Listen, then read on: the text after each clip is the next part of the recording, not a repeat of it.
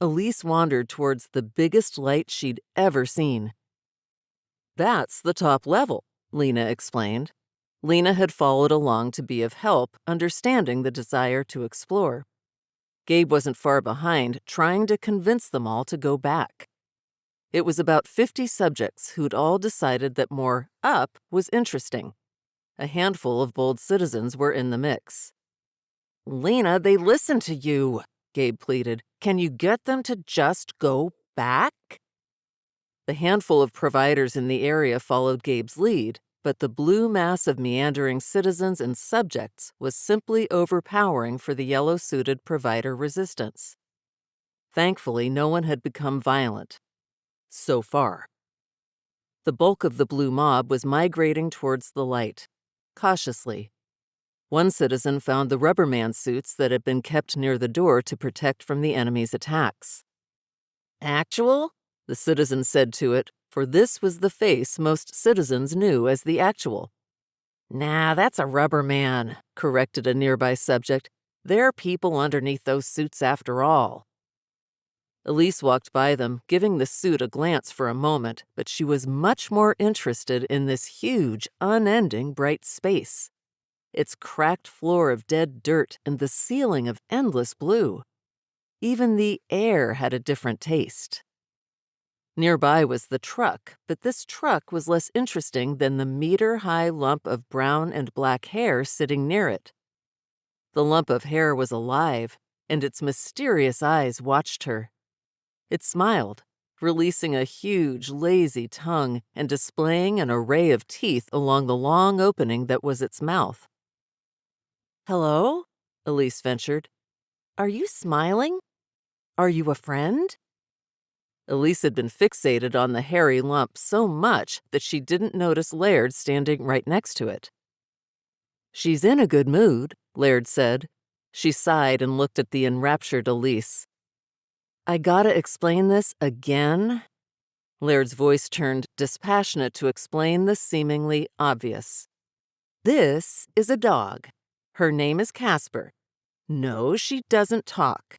She understands a handful of words. She does understand a tone of voice. No, she won't attack you unless really provoked or ordered to. Yes, she would win. Yes, she is cuddly. No, you may not." "May not what?" Elise asked. "May not cuddle her." Elise's eyes widened. "I wasn't thinking that until you said—" "I said may not." The door on the side of the truck opened. Tavish and Muir stepped out. "What are you lot up to?" Tavish asked Elise, her being the closest of the meandering mob. "You guys sure have complicated clothes," Elise said, looking across Tavish, Laird, and Muir with their desert camouflage, straps, and pouches. Messenger bellowed from the air limb. He was standing on the ramp. "What are you doing? You all need to get back to where you came from." "That's what I've been saying," pleaded Gabe, who'd been running around fruitlessly trying to herd the citizens and subjects. "Hey, that's Messenger," hollered a citizen. A few other citizens took notice, but the majority of the subjects were uninterested. "He's the Actual now, right?" another citizen asked towards Gabe. Yes, will you obey the Actual and go back inside?" Some did. Almost all of the citizens did, and almost none of the subjects did, as many subjects had never heard of Messenger or Actual. Most that went inside only went so far as to the loading bay out of the sun. On top of that, a trickle of subjects was still coming out. Colonel Mangwall's voice came through the communication device Messenger had reclaimed from Terra. "Messenger, do you require assistance containing your people?" Messenger held the device and was about to say no, but then he saw the growing group of blue with not enough yellow among them to control it. There was easily 100 blue-suited people, and on the edges, some were getting farther away than was comfortable. "Citizens," he called out, "can you The citizens didn't number many, and several seemed a lot less than motivated. Lena stepped forward, however. "Hey, mess. What a mess, right?" Yes, Lena. Some of these people are going to end up lost if they go too far. Ugh. Is your confused friend out here?" Patricia? Crap, no, there's monsters out here. Last I saw her, she was painting a picture of that hairy thing on a wall in Citizenry. "Messenger?" came the colonel's voice from the device again. The crowd was still slowly growing, and even if a quarter of the subjects climbed the ladder, it would be 300, give or take those who just stayed at Citizenry and those too afraid to come out into the open. It was too many hypotheticals, too many unknown variables. It was indeed a mess. "Fine," Messenger said into the comm. Yes, thank you." He corrected himself with a calmer tone. "Okay," the colonel said. "Is it fair to say that yellows are authority and blues need to be contained?" "A lot of them are scared, Colonel. Please handle with care." "Kid gloves, Messenger, got it. The air limb will be lifting off shortly. Are you going to come aboard or stay on the ground?" "Lifting off? The ground?" A thrilling thought, but the internal debate of thrill versus fear was immediately made moot by responsibility.